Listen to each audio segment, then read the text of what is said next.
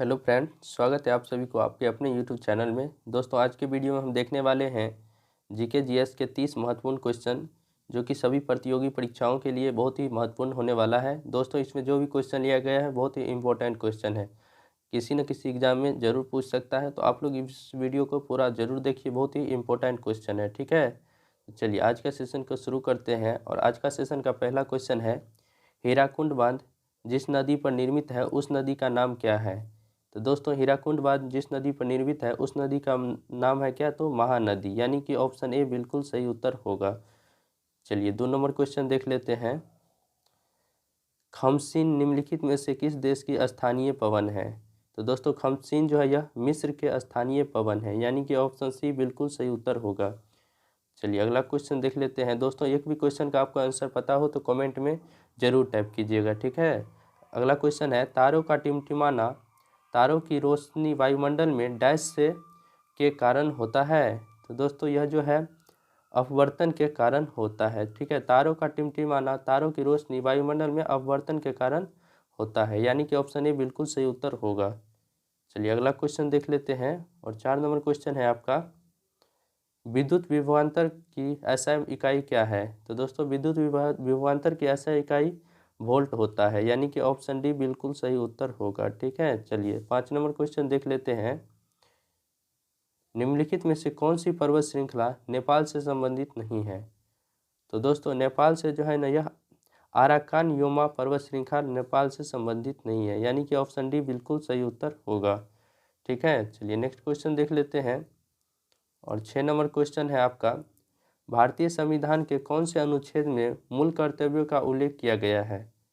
तो दोस्तों, मूल कर्तव्यों का उल्लेख जो है यह अनुच्छेद 51 में किया गया है, 51 के क में किया गया है, यानी कि ऑप्शन सी बिल्कुल सही उत्तर होगा। मूल कर्तव्यों का उल्लेख 51 के क में किया गया है। चलिए नेक्स्ट क्वेश्चन देख लेते हैं। और अगला क्वेश्चन है आपका, निम्नलिखित में से कौन सी धातु कमरे की ताप पर तरल होती है। तो दोस्तों, ब्रोमीन जो होती है यह कमरे की ताप पर तरल होती है। ठीक है, यानी कि ऑप्शन सी बिल्कुल सही उत्तर होगा। चलिए अगला क्वेश्चन देख लेते हैं। और 8 नंबर क्वेश्चन है, भारत ने डैश को सहायता देने के लिए ऑपरेशन समुद्र मैत्री चलाया था। तो दोस्तों, भारत जो है यह इंडोनेशिया को सहायता देने के लिए ऑपरेशन मैत्री चलाया था, यानी कि ऑप्शन बी बिल्कुल सही उत्तर होगा। चलिए नेक्स्ट क्वेश्चन देख लेते हैं। और 9वां नंबर क्वेश्चन है आपका, इकाई सतह क्षेत्र पर लंबवत लगने वाला बल निम्न में से किसे परिभाषित करता है। तो दोस्तों, यह जो है किसे परिभाषित करती है, तो दाब को परिभाषित करती है। ठीक है, यानी कि ऑप्शन सी बिल्कुल सही उत्तर होगा। चलिए अगला क्वेश्चन देख लेते हैं। और 10 नंबर क्वेश्चन है आपका, वह उपकरण जो विद्युत धारा उत्पन्न करने के लिए इस्तेमाल किया जाता है कहलाता है। यानी जिस उपकरण का उपयोग विद्युत धारा उत्पन्न करने के लिए किया जाता है वह जनित्र कहलाता है। ठीक है, यानी कि ऑप्शन ए बिल्कुल सही उत्तर होगा इस क्वेश्चन का। ठीक है दोस्तों, चलिए अगला क्वेश्चन देख लेते हैं दोस्तों। 11 नंबर क्वेश्चन है आपका, गुजरात के भुज में विनाशकारी भूकंप की उत्पत्ति किस वर्ष में हुई थी। तो दोस्तों, गुजरात के भुज में विनाशकारी भूकंप जो है यह किस वर्ष उत्पन्न हुई थी। दोस्तों, यह जो है 2001 ईस्वी में उत्पन्न हुई थी, यानी कि ऑप्शन बी बिल्कुल सही उत्तर होगा। चलिए अगला क्वेश्चन देख लेते हैं दोस्तों। और 12 नंबर क्वेश्चन है आपका, भोपाल गैस दुर्घटना में विषाक्त गैस जिसका रिसाव हुआ था वह कौन सा गैस था। तो दोस्तों, भोपाल गैस दुर्घटना में विषाक्त गैस जिसका रिसाव हुआ था वह जो है कौन सा गैस था, तो वह मिथाइल आइसोसाइनेट था। ठीक है, ऑप्शन सी बिल्कुल सही उत्तर होगा, मिथाइल आइसोसाइनेट था। चलिए नेक्स्ट क्वेश्चन देख लेते हैं। और 13 नंबर क्वेश्चन है आपका, कवक की कोशिका भित्ति का मुख्य अवयव है। तो दोस्तों, कवक के कोशिका भित्ति का मुख्य अवयव काइटिन होती है। ठीक है, यानी कि ऑप्शन ए बिल्कुल सही उत्तर होगा, कवक की कोशिका भित्ति का मुख्य अवयव काइटिन होती है। चलिए अगला क्वेश्चन देख लेते हैं दोस्तों। और 14 नंबर क्वेश्चन है आपका, भारत में पहली बार आर्थिक जनगणना कब की गई थी। तो दोस्तों, भारत में पहली बार आर्थिक जनगणना 1977 ईस्वी में की गई थी, यानी कि ऑप्शन ए बिल्कुल सही उत्तर होगा इस क्वेश्चन का। ठीक है, चलिए अगला क्वेश्चन का आंसर देख लेते हैं। और 15 नंबर क्वेश्चन है, 17वीं लोकसभा चुनाव कितने चरणों में संपन्न हुए। तो दोस्तों, 17वीं लोक चुनाव जो है यह 7 चरणों में संपन्न हुए थे। ठीक है, यानी कि ऑप्शन डी बिल्कुल सही उत्तर होगा। चलिए अगला क्वेश्चन देख लेते हैं। अरुण 3 जल परियोजना निम्नलिखित में से किस देश में स्थित है। तो दोस्तों अरुण 3 जल परियोजना जो है यह नेपाल में स्थित है, यानी कि ऑप्शन सी बिल्कुल सही उत्तर होगा। ठीक है, ऑप्शन सी बिल्कुल सही उत्तर होगा। अरुण 3 जल परियोजना नेपाल में स्थित है। चलिए अगला क्वेश्चन देख लेते हैं दोस्तों। और 17 नंबर क्वेश्चन है आपका, भारत के डैश राज्य में हॉर्निवल फेस्टिवल का आयोजन किया गया। तो क्वेश्चन पूछ रहा है भारत के किस राज्य में हॉर्निवल फेस्टिवल का आयोजन किया गया। तो यह नागालैंड में किया गया। ठीक है दोस्तों, ऑप्शन ए बिल्कुल सही उत्तर होगा। हॉर्निवल फेस्टिवल का आयोजन नागालैंड में किया गया। ठीक है, चलिए अगला क्वेश्चन देख लेते हैं। और 18 नंबर क्वेश्चन है आपका, निम्नलिखित में से कौन मानव जीवन के सभी दुखों के नाश के लिए अष्टांगिक मार्ग की सलाह देते हैं। तो दोस्तों इसका सही उत्तर हो जाएगा ऑप्शन सी, गौतम बुद्ध। गौतम बुद्ध जो है ये मानव जीवन के सभी दुखों के नाश के लिए अष्टांगिक मार्ग का सलाह देते हैं। ठीक है, गौतम बुद्ध, ऑप्शन सी बिल्कुल सही उत्तर होगा। ठीक है, चलिए अगला क्वेश्चन देख लेते हैं। और 19 नंबर क्वेश्चन है आपका, 1931 में इंडियन नेशनल कांग्रेस का अधिवेशन कहाँ आयोजित हुआ था। तो दोस्तों 1931 ईस्वी में इंडियन नेशनल कांग्रेस का अधिवेशन कहाँ आयोजित हुआ था। तो यह कराची में आयोजित हुआ था। ठीक है, ऑप्शन डी बिल्कुल सही उत्तर होगा।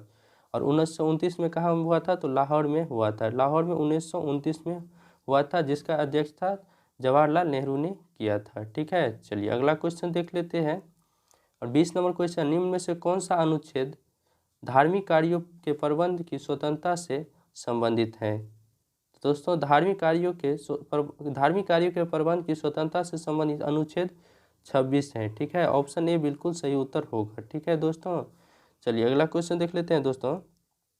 और 21 नंबर क्वेश्चन है आपका, ट्यूरिंग अवार्ड किस क्षेत्र से संबंधित है।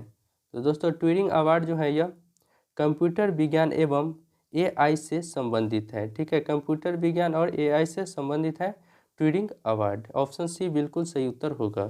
चलिए अगला क्वेश्चन देख लेते हैं दोस्तों। और 22 नंबर क्वेश्चन है आपका, कैबिनेट मिशन प्लान की योजना के तहत संविधान सभा का गठन हुआ। तो दोस्तों संविधान सभा का जो गठन है दिसंबर 1946 में हुआ था। ठीक है, यानी कि ऑप्शन बी बिल्कुल सही उत्तर होगा।